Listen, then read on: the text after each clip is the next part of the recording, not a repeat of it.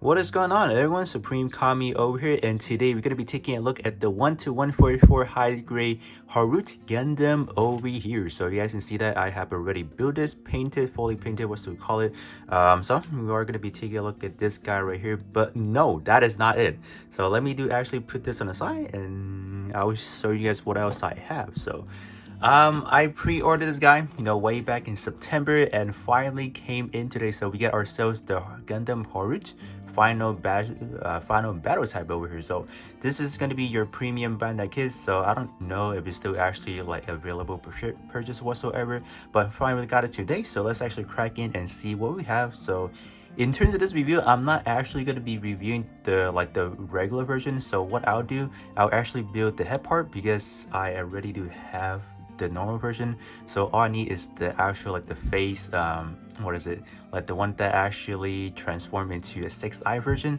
And then we'll also be building the pair of legs. So that's gonna be it. All the arms, the backpack, I think all the other components are pretty much the same. And then last but not least, we have ourselves the GN Bishop here. I'll actually get the actual name of it. I don't actually know. I forgot what's the actual name, but let me actually do crack in the box and see what we can find inside.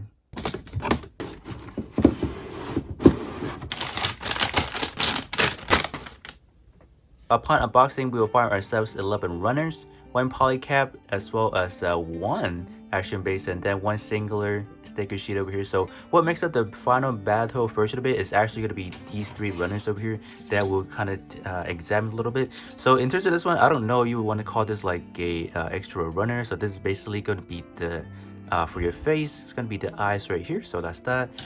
This one looks like it's going to be a little bit more armors to that leg part right there. I can see these are like this, let me see. So these are like the side panels and all that. I don't know what this one is actually, but I will definitely know upon building it. So let me put this to the side. And then last but not least, we have a giant runner right here. So we got your GN driver there, which looks a little bit, I don't know. I mean, like, I'm kind of underwhelmed looking at this already because like throughout this 10 year plus since the release of the Awakening of the Trailblazer, there has been that third party. Is it from Hobby Star, I believe? And that one, I'm not gonna lie, that one in terms of the overall like the design looks a lot more better. The GN drive actually you can kind of put that LED into it, and that looks amazing. And then in terms of GN scissor bit, we only get 2, and they are not even painted. Look at that. What? Yeah, look at the sticker sheet. Because if you guys take a look at the sticker sheet, we actually do have to put in the green ones over here. So come on, man, it's 2022. But this one came out 2021. But come on, man, are you kidding me? So that's why I don't know. So just looking at it already, I am a little bit disappointed in terms of like what we're getting. So this is like a premium banner kit, and this is what we're getting. So I don't know, but I gotta say, in terms of overall plastic quality, definitely going to be a lot more better than your third party. That is something you cannot deny. But in terms of what we're getting, like waiting for 10 plus years for something like this, I don't know. But I will definitely give you guys a final verdict after I kind of put this together. So let me actually put in the headpiece together, the pair of legs, and then the GN scissor bit, and then we can talk a little bit more afterwards.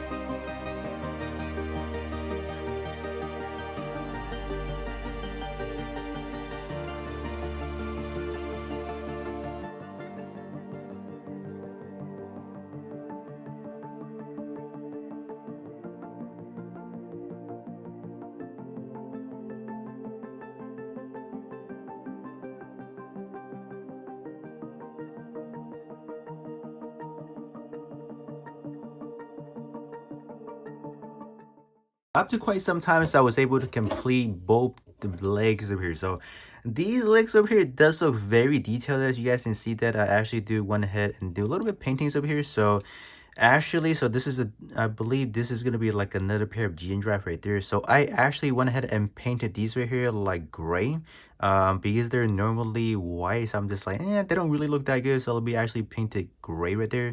Some section like right here, they actually come up with a sticker sheet. There's a sticker for it, but I actually went ahead and painted as well.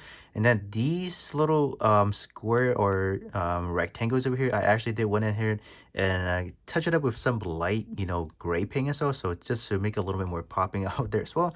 So it has some good color separation. So not bad overall. And then other than that, that's gonna be pretty much it. So I mean, like my only complaint with this leg is actually this right here. So this is where you would normally hold these GN scissor bits, but they don't open. What is it? I believe the Hobby Star one actually opens up, so that's why I'm like, I'm not sure, like after like a 10 to 12 years gap, I'm not sure why they couldn't just implement that, but I'm like, it's kind of whatever. But all right, in terms of some, height distance or some scaling for the legs up here, so this is going to be the regular, the harvest right here. And then look at the size of it. I think the better angle is definitely going to be like this.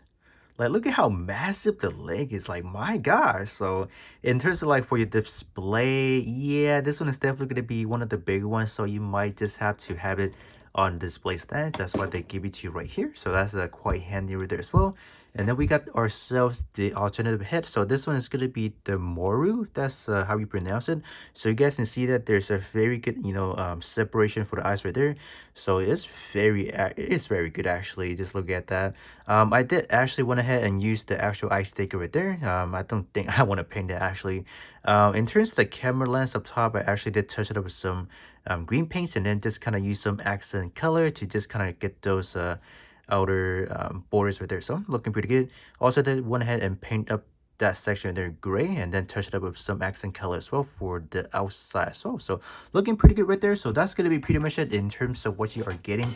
Keep that in mind because I do have two versions of the horse right there. So that's why you will have two versions of the head right here. Normally in terms of the actual manual, they only want you to say pick either or. So that is definitely something you guys will have to consider it there. So let me now actually put them, actually swap them out.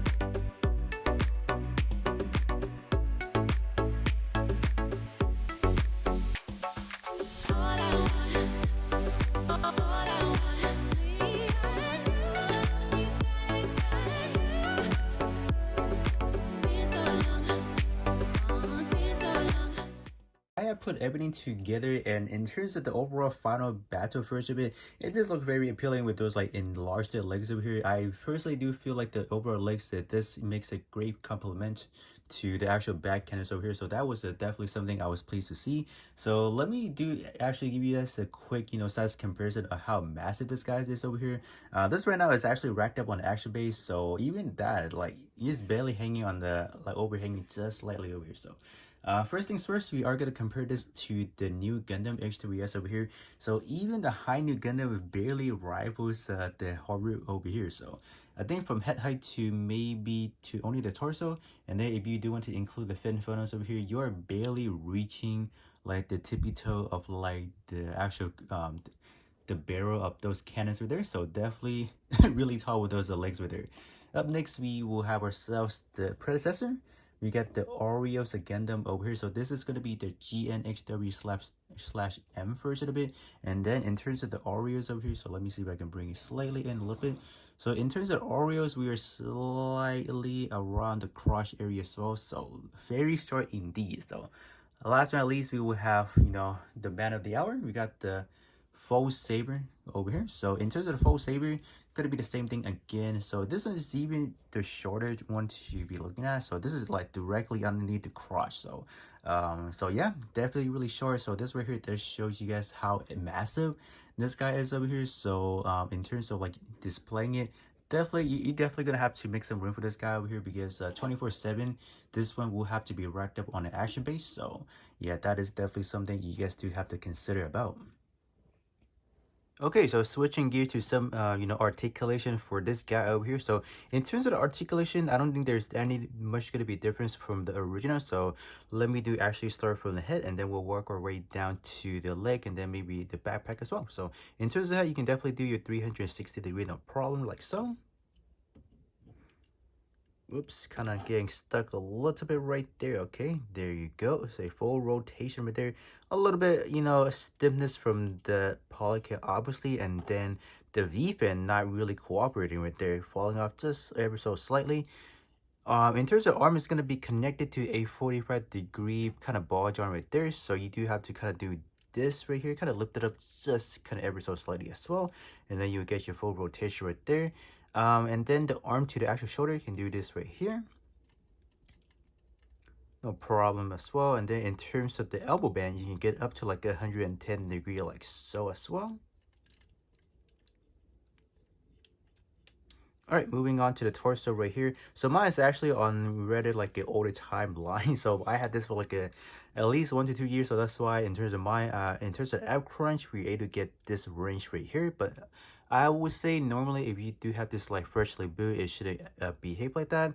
In terms of like the side, like the actual spinning portion of it is going to be very limited to the back cannon. So if you do fully move them back, you can kind of like you would definitely get a more of a range right there, but yeah, not really so much either. So all right, moving down to the leg portion of it. So the leg, probably one of the biggest mystery. How good is the leg mobility now? So in terms of that, you can still get a kind of like a forward slightly, maybe like a 5 degree or so before it hits the, what is it, the chest right there. For your band, or let's say the back first. So the back isn't going to go that much either because you're going to be very limited by the back cannon as well. All right, so in terms of the actual band, you can get quite a band angle there as well. So this is roughly more than 150, I want to say. So that's actually quite good for a leg of this size right there. So very good. In terms of like the front portion of it, you can kind of give it like a little bit of a rotation right there, so it could go roughly about 45 degrees. So that's kind of not bad, but I don't know why you would need to rotate it like this. So yeah, front skirt, you can definitely flap it up like that, but in terms of the front skirt, it is a very loose, so something not to play around too much a bit, or it will keep falling off every other at a time. So in terms of the backpack, so you got your hinge right there. So for your transformation, for your container, missile container, you can flop it down like that for the transforming as well. So in terms of the cannons over here, you could definitely have there is actually like a lock-in mechanism right there, so you guys can see that there's actually like a notch right there that you can kind of lock into place like so it's not going to move anywhere in terms of like flopping like different angles. But you can definitely just kind of take it out of that hinge right there, and you can get a pretty nice range of movement right there. So for your posability, so not bad overall. So that is going to be pretty much it in terms of the articulations over here. Up next, we are going to go into the transform mode. So we're going to go into the flight mode over here. So in terms of going to the flight mode, it's a very easy process. So let me actually start off by the head. Why you keeping me waiting? All I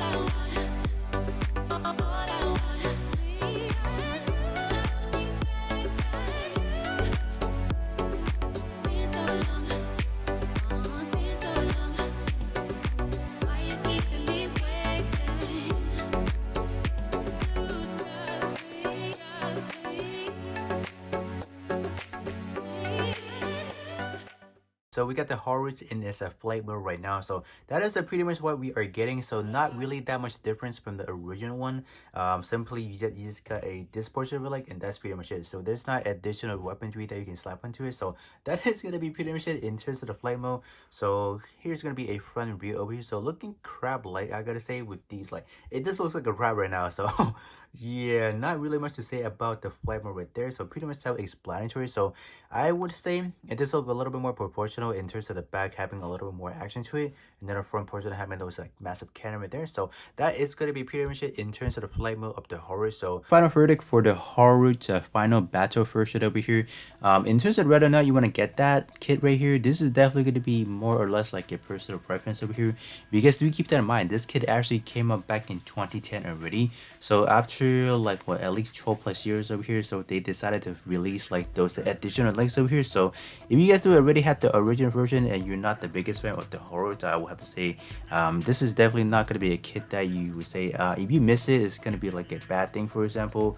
But in terms of the other issue that you might run across with this kit, is like the lack of playability in terms of like those gimmicky stuff you can find on the legs. I was expecting them to at least give it like an open hash to put in all those GN scissor bits, but obviously that didn't happen for whatever reason. And then in terms of the GN scissor bit, I feel like they could increase the quantity by, let's say, 6 to 8 for example, but only giving us 2 pairs, like, it wasn't the worst part, I will have to say.